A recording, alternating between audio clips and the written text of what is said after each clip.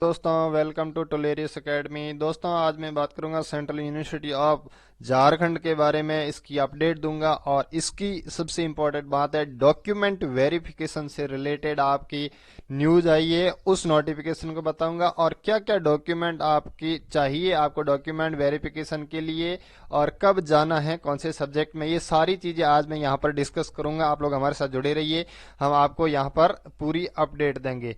ठीक है दोस्तों, सेंट्रल यूनिवर्सिटी ऑफ झारखंड में अगर आपने रजिस्ट्रेशन किया है तो सबसे पहले यहाँ पर एडमिशन सीयूटी पीजी और उसके बाद में आप लोग सीयूटी पीजी पे आने के बाद में यहाँ पर आप लोग देख सकते हैं कि इसकी जो नोटिफिकेशन है वो काफी सारे यहाँ पर आ रखे हैं। लिस्ट ऑफ डॉक्यूमेंट क्या रखी है, रजिस्टर्ड कैंडिडेट क्या रखी है, रिजल्ट अवेटेड कैंडिडेट क्या रखी है।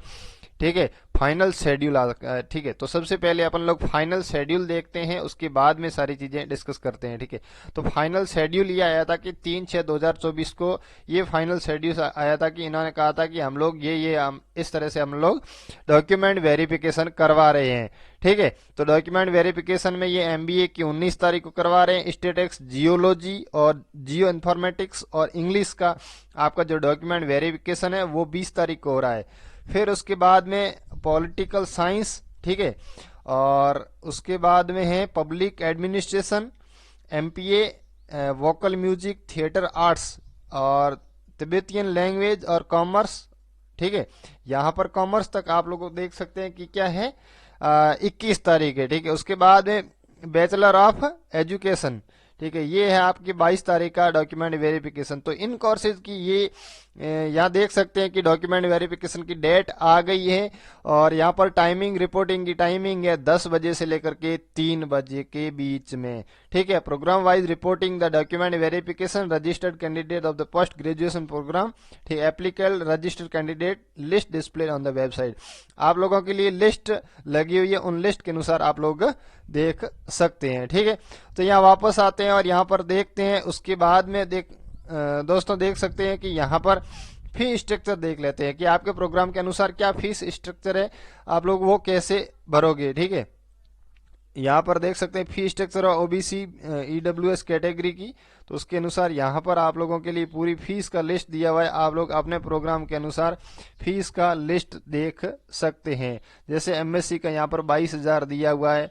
ठीक है, एमबीए का यहाँ पर 37,000 दिया हुआ है। एमए इंग्लिश का यहाँ पर 12,000 दिया हुआ है।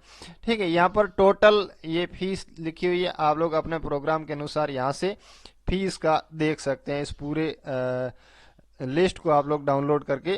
ठीक है दोस्तों, तो उसके बाद में मैं यहाँ पर बताऊंगा आप लोगों को। फाइनल शेड्यूल अपन ने देख लिया। अब रिजल्ट अवेटेड कैंडिडेट का मतलब है कि आप लोगों के रिजल्ट नहीं आया है, आप लोग डॉक्यूमेंट वेरिफिकेशन करवाने वाले हैं, तो आप लोग कैसे इसको मतलब वहां पर बताओगे कि हमारा रिजल्ट तो आया नहीं है। तो ये कह रहे हैं कि लास्ट डेट तक कब तक हमें सबमिट करना, तो ये कह रहे हैं कि 31 जुलाई तक हमारा जो डॉक्यूमेंट है वो हमें आपको सबमिट करना पड़ेगा।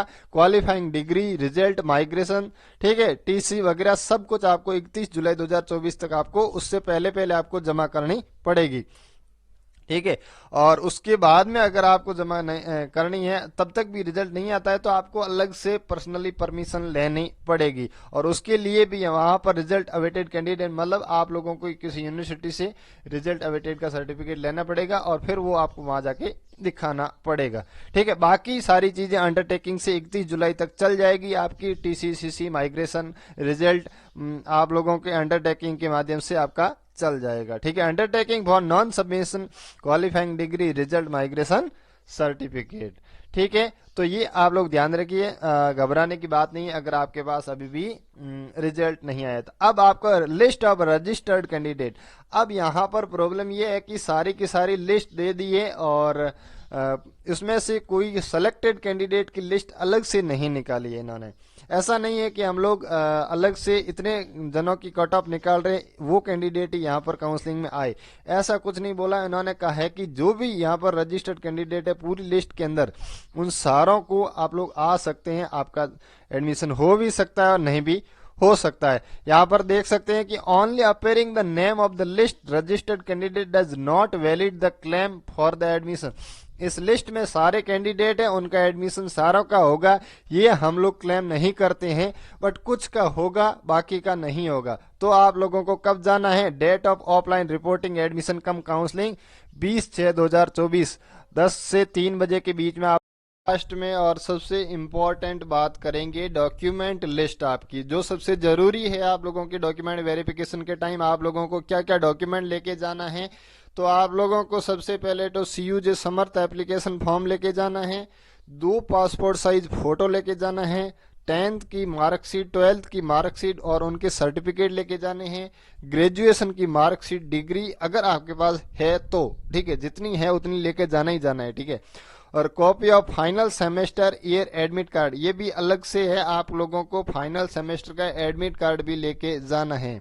उसके बाद में अगर आपके पास रिजल्ट पूरा नहीं निकला है तो HOD के द्वारा, डिपार्टमेंट के द्वारा एक रिजल्ट अवेटेड निकलता है, वो आपको सर्टिफिकेट लेके जाना है, आप लोगों को निकलवाना पड़ेगा, ठीक है। Undertaking for non submission qualifying degree result and migration certificate as per आप लोगों को अंडरटेकिंग भरना पड़ेगा इन सभी रिजल्ट माइग्रेशन सर्टिफिकेट के लिए, अगर आपके पास नहीं है तो। उसके बाद में valid certificate for date of birth, आपका DOB नहीं है तो आपका 10th का मार्कशीट आपका चलेगा, वही सेम टू सेम माना जाता है। उसके बाद आधार कार्ड लेके जाना है, CUT PG का स्कोर कार्ड लेके जाना है और उसका एडमिट कार्ड भी लेके जाना है, ध्यान रखना। NOC from the employer if applicable. उसके बाद में आप लोगों के लिए जो भी जिस भी सर्टिफिकेट में आप एप्लीकेबल हो, जैसे आप लोगों के लिए NOC में हो, या फिर आपका अलग से PWD है, या फिर आपका कश्मीरी माइग्रेंट है, या फिर कास्ट सर्टिफिकेट है, ये इसमें से जिसमें भी आपने एप्लीकेबल है, या फिर स्पोर्ट्स कोटा है, जिसमें भी आप एप्लीकेबल हो, आप लोगों को वो वाला सर्टिफिकेट लेके जाना है। माइग्रेशन सर्टिफिकेट, करेक्टर सर्टिफिकेट, ये आपके पास अगर अभी है तो लेके जाना है, नहीं है तो आपको अंडरटेकिंग भरना पड़ेगा, ठीक है। 31 जुलाई तक आप लोगों को ये सारी चीजें जमा करनी पड़ेगी। तो दोस्तों ये थी सारी चीजें डॉक्यूमेंट वेरिफिकेशन को लेकर सेंट्रल यूनिवर्सिटी ऑफ झारखंड की अपडेट थी, बहुत ही इंपॉर्टेंट अपडेट है, आप लोग पूरा ध्यान से सुनिए, ठीक है, और पूरा अच्छे से देख लीजिए। और अगर सबसे बड़ी प्रॉब्लम इसके अंदर वो है कि आप लोगों के लिए लिस्ट में कौन कितने नंबर पर हम लोग काउंसलिंग के लिए जाएं, ये सबसे डिफिकल्ट बात है। हम लोगों को ये पता नहीं है कि अगर हमारा सिलेक्शन होगा या नहीं होगा। तो मैं ये मानता हूं कि अगर हायर रैंक वाले स्टूडेंट है वो तो अपना एडमिशन नहीं लेंगे, सीधी सी बात है।